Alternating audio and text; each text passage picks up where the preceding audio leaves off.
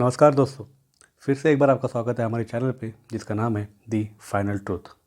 आज हम एक नई सीरीज़ का रिव्यू करने वाले हैं और साथ में उस सीरीज़ से जुड़े एक कंट्रोवर्सी के बारे में भी।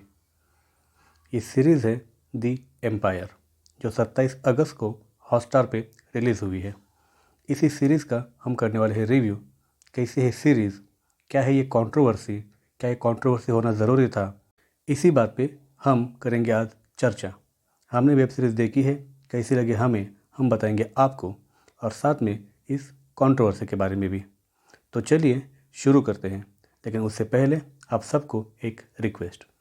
अगर आप हमारे चैनल पर नए हैं या फिर अभी तक आपने हमारे चैनल को सब्सक्राइब नहीं किया है तो प्लीज़ चैनल को सब्सक्राइब कीजिए और साथ में शेयर और लाइक भी कीजिए।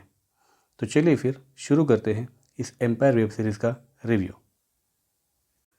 जब से ये वेब सीरीज़ रिलीज़ हुई है तब से ट्विटर, फेसबुक, यूट्यूब, यहाँ पर ये हॉटस्टार बैन करो, हॉटस्टार अनइंस्टॉल करो, वेब सीरीज़ को बैन करो, ये करो, वो करो, बहुत सारे हैशटैग चलाए जा रहे हैं। लेकिन इसकी ज़रूरत थी क्या? अब जो लोग ये कर रहे हैं, क्या सच में उन्होंने इस वेब सीरीज़ को देखा है या यूँ ही हवा में तीर मार रहे हैं? अब प्रभु राम के नाम के ऊपर और कितना पॉलिटिक्स करेंगे ये लोग? हर बार कोई नई सीरीज़, कोई नई फिल्म इनकी धार्मिक भावनाओं को ठेस पहुंचाती है। इतनी इनकी धार्मिक भावनाएं कमज़ोर है क्या?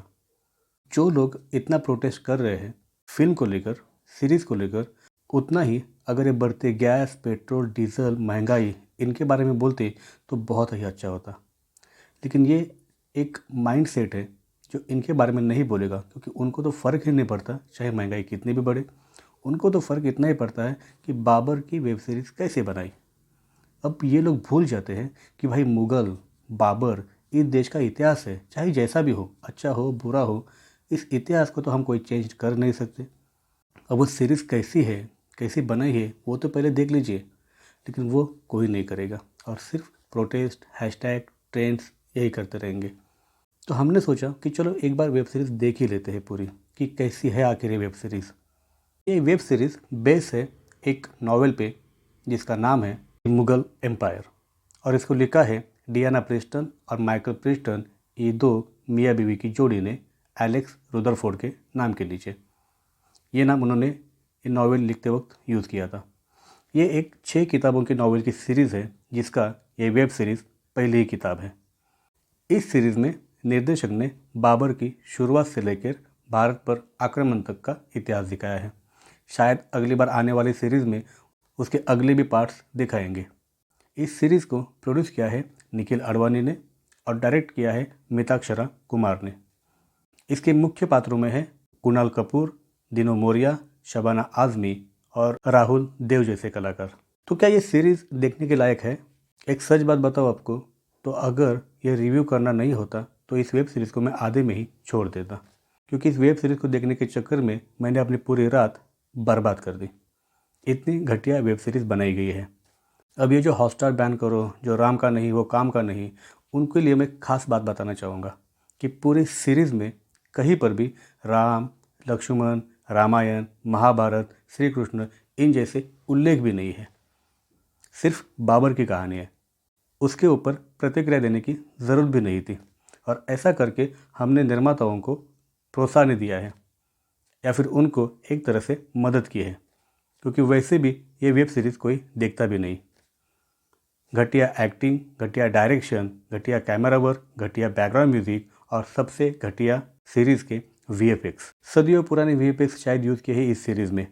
अब इनके प्रोटेस्ट के बाद शायद जो लोग इस सीरीज़ को ना भी देखते होंगे वो भी इसको देखना शुरू करेंगे। तो एक तरह से ये विरोध करने वाले शायद ये निर्माताओं के ही चमचे होंगे, और अगर नहीं भी होंगे तो वो अव्वल दर्जे के बेवकूफ़ तो ज़रूर होंगे। अगर उन्होंने ये वेब सीरीज़ को देखा होता तो शायद उनको प्रोटेस्ट करने की ज़रूरत ही नहीं पड़ती, क्योंकि इस वेब सीरीज़ को देखने के बाद लोग वैसे ही हॉटस्टार को अनइंस्टॉल ही कर देंगे। तो यही था हमारा इस एम्पायर वेब सीरीज़ का रिव्यू, और साथ में इस कंट्रोवर्सी के ऊपर 2 शब्द। जाते जाते मैं सिर्फ इतना ही कहना चाहूँगा कि ये बहुत ही बुरी बात है। अब वेब सीरीज़ कितनी अच्छी है कितनी बुरी है इसके ऊपर नहीं जाएंगे, वो उन्होंने बनाने वालों ने बना दिया, लेकिन ये जो देश में मानसिकता बढ़ती जा रही है वो बहुत ही खतरनाक है। ये पहली बार नहीं है जब किसी फिल्म, किसी वेब सीरीज़ को इस तरह से टारगेट किया गया हो। 2 साल पहले पद्मावत को जो हुआ था वो आप सभी जानते हैं। उसमें ये प्रोटेस्ट करने वाले पूरा नंगा हो गए थे। उसी तरह आज भी हुआ है, लेकिन हम किस ओर जा रहे हैं ये सोचने वाली बात है। एक कलाकृति बनाने का अधिकार होता है सबका, और वो देखने का या न देखने का आपके पास। अगर आपको देखनी है तो आप देखिए, अगर आपको नहीं देखनी है तो आप मत देखिए। लेकिन आप किस तरह से किसी को ये बता सकते हैं कि ये आप मत बनाओ या फिर ये आप मत देखो? ऐसी शक्तियाँ 2014 के बाद देश में बहुत ज़्यादा बढ़ गई है। क्या खाना है, क्या पीना है, क्या पहनना है और क्या देखना है, ये आपको बार बार बताया जा रहा है। इस देश में बहुत सारे धर्म हैं। अगर हर धर्म वाला ऐसे ही करता रहेगा तो फिर फिल्में, वेब सीरीज़, टीवी सीरीज़ कैसे बनेंगी? और अगर नहीं बनेंगी तो उसके साथ जुड़ा हुआ इतने लोगों का पेट कौन भरेगा? क्या आप भरने वाले हैं? आज हिंदी सिनेमा सृष्टि में बॉलीवुड हो या टीवी सीरीज़ हो या फिर सीरियल्स हो, इन सब में मिलकर लाखों करोड़ों लोग अपना पेट भर रहे हैं। और इस तरह से बेवकूफ़ों जैसे प्रोटेस्ट करके हम खुद को और नीचे गिराने का काम कर रहे हैं। तो इससे बचिए और इन जैसे प्रोटेस्टों में शामिल मत होइए। अगर आप सीरीज़ देखना चाहते हैं तो आप ज़रूर देख लीजिए, कोई भी हो, लेकिन किसी के बहकावे में आके ऐसा बिल्कुल मत कीजिए। और इन जैसे प्रोटेस्टी बेवकूफ़ों से बच के रहिए। मुझे दीजिए इजाज़त, मिलेंगे अगले एपिसोड में। धन्यवाद।